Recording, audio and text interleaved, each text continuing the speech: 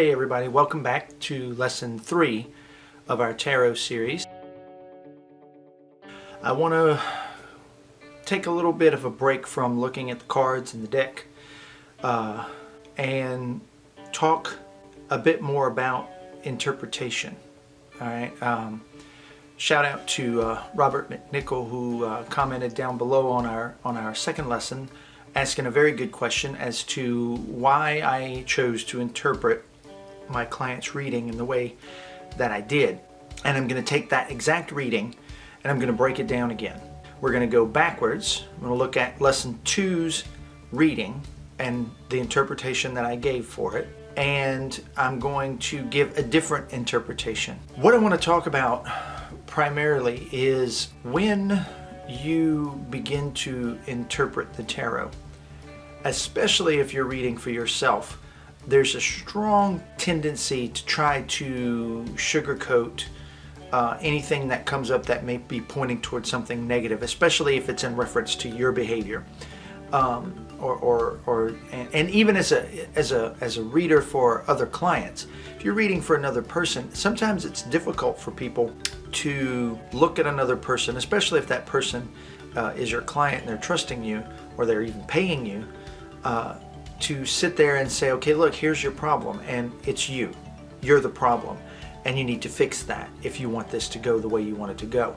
That is sometimes difficult to do, but as a reader, that is your job. That is what you're supposed to do. I want to talk about that because in that reading that we did, the cards were pointing towards the problem with the client was not that they were a bad person in any way, shape, or form, but they were not in line with their destiny. They were not, the job promotion that they accepted and received was not conducive to their happiness in any way, shape, or form. And in the end, it showed that it would be very restricting and not at all a good situation for them, despite the increase in money. So some people would think that a promotion is a good thing. You know, well, their luck is good, everything's great, but that's not always the case. And as a reader, your job, and the way that I worded it to Robert when he asked the question was essentially, yes, there's success for the client, but not happiness with the way that the cards were out. The majority of the cards were Mars cards, or Mars-oriented cards, and that just shows lots of conflict, lots of tension, lots of aggressive energy. Not always a good thing, you know, unless you're fighting something, then you want some Mars energy. But for this particular case, the battle had already been won apparently, and the promotion was received, but it was unwarranted. The person was not the best choice for the job, and that's exactly what I had to tell them was that you're not the right person for this position. You probably shouldn't have taken it. As a follow-up, I did finish the reading. Now there's more to the reading than what I showed. That was just the first key, what we call, of the reading, where I get a general scope or look at what's going on with the client's life. There's several other spreads that are used to get a more in-depth reading that goes into a lot more detail, but everything backed up that initial first 5-card spread that the client was unhappy in the job and in the company, and was actually considering looking for something else before they took the position, which is exactly what the cards had said, and that, or at least pointed to. And so that particular person is now reevaluating their life, and we are going through a series of prescriptions, should I say, that are going to help put them on the path that they need to be going towards. We're exploring those. Now, granted, as a reader, you should never advise a person to, you know, up and quit their job. You should be responsible and say, okay, look, you're not going to be happy here. It's time to start looking for something else. Keep what you got for now. In the course of putting together the idea for this series, I'm used to teaching face to face. I'm not used to looking at a camera and teaching in this way. I'm used to a personal interaction. So I really enjoy the comments where we can discuss and explore the different situations. But in the course of me putting this together, I went online and I looked at some different websites and different YouTube channels and different online places that make tarot courses, tarot lessons, or even tarot readings available to the general public as a whole, and began to look at some of their interpretations. And I have come to the realization that 99% of what I saw I would not agree with. I'm not going to get into the terms right or wrong when it comes to this type of stuff, but what a lot of the interpretations of the tarot cards appear to be, from what I can gather. I looked at 10 different sites, and I kind of came with a general consensus of what the cards are being interpreted as in this more modern interpretation of the cards. And I don't know if this is a sign of our society as a whole, that we have gotten to the point where telling us things about ourselves has to be put in a way that is not offensive to us, which if I upset anybody by this, I do apologize. But the fact of the matter is that if I'm going to read for you, if you're going to come to me and you're going to trust me to help guide you in your life, and you're being a dick, I'm going to tell you you're being a dick. If you're doing something that is not conducive to your well-being, then I'm going to tell you that, and I'm going to point to the fact that it's you, and I'm not going to sugarcoat it in any way, shape, or form. And I feel that by catering to this idea that the truth is somehow needs to take a second seat to our feelings, is counterproductive to our growth as human beings. I can tell you now that I've been through some horrible relationships in my life. I've made some really bad decisions. I've done some horrible things that I have to own. I have to say, you know what? Yeah, that was all my fault. That was me. At my level of understanding at that time, my spiritual evolution at that time, yeah, I was wrong. I was definitely wrong. And life as a whole is not going to treat you fairly, and so you're not guaranteed that. And the cards aren't going to be fair all the time. There are a lot of cards in the tarot deck that are extremely volatile, very violent, full of negativity, because life has that as well. There's cards of light and there's cards of darkness. There's cards of neutrality. There's some cards that are just like, you know what, everything's going to stay exactly the way it is. Your life is boring. Deal with that. Not everything and not every reading is going to be a profound revelation of your life is beautiful and it's perfect. No, 9 times out of 10, there's something wrong that needs to be adjusted. And more than half of that time, it's you. As the individual reading the cards, you need to change. You need to adapt. The world doesn't adapt to suit us. We adapt to suit the world around us. And that's the way it's always been. No matter how hard you want to pretend that that's not the truth, that is the truth. Okay, so we're going to break this down. And like I said, I took 10 separate websites and I wrote the individual meanings for each card. And then I kind of, so each card had 10 different meanings, and I kind of went through those 10 and came with a general consensus, kind of tried to summarize what those 10 meanings were. And when I finished with it, it just looked like a collection of 78 positive affirmations designed to make you feel better.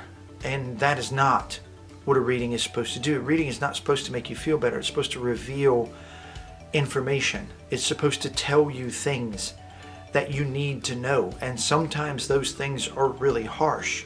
Sometimes those things are really ugly. And you just have to deal with it. You have to adapt and you have to overcome it. That's what life is about. So let's move forward with that.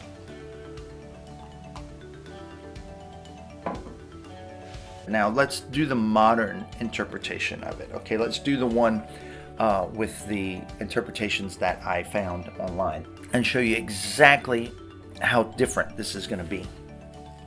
We look in the present tense, we see the Two of Wands, and the consensus on the meaning of the Two of Wands is to be patient and observant as you go through the decision-making process.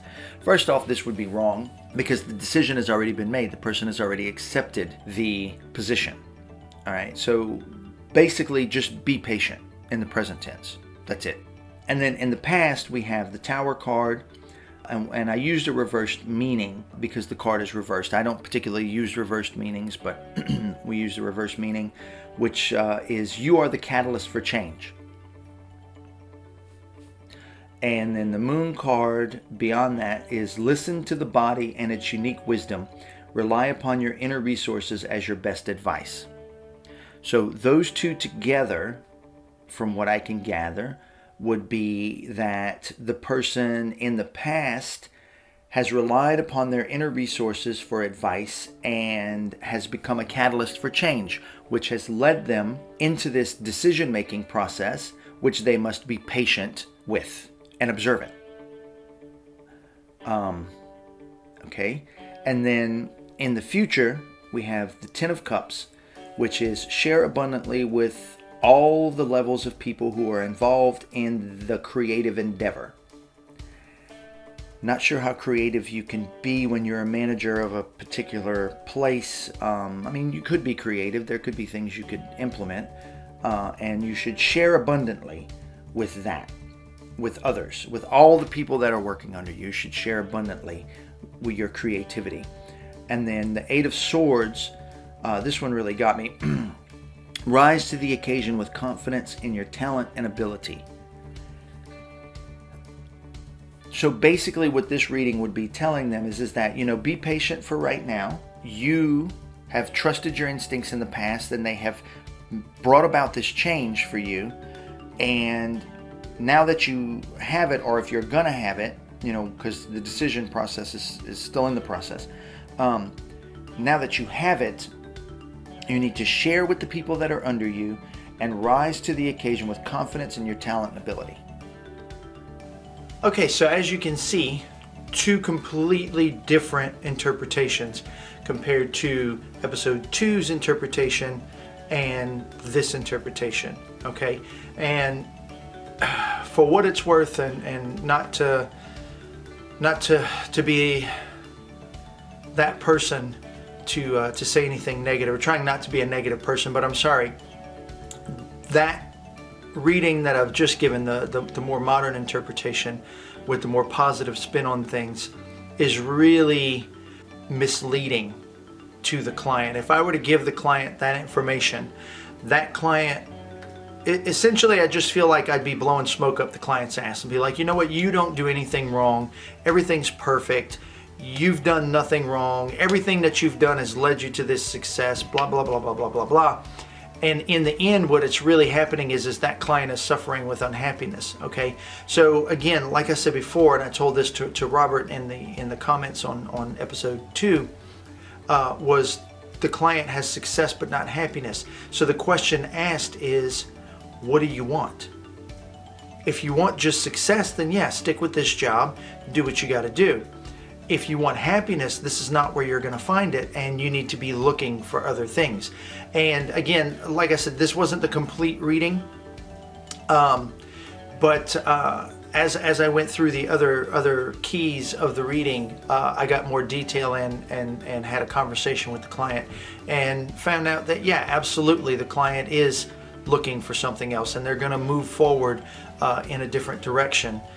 In a different career completely, and we're making efforts to help guide that into the correct way using the tarot again. And maybe I'll continue forward with this one, but I really think we're going to switch and do some different sample readings from different people so that we can get a broader range.